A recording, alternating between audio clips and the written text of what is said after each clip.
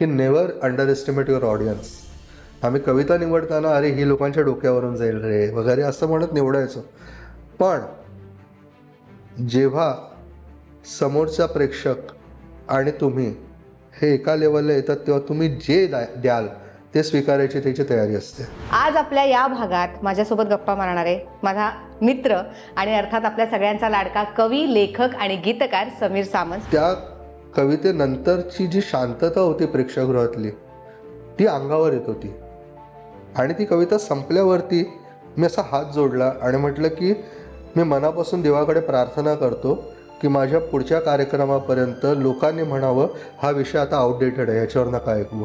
कारण माणूस हा जे म्हणतो ना गुणदोषासकट जसा आहे तसाच आहे.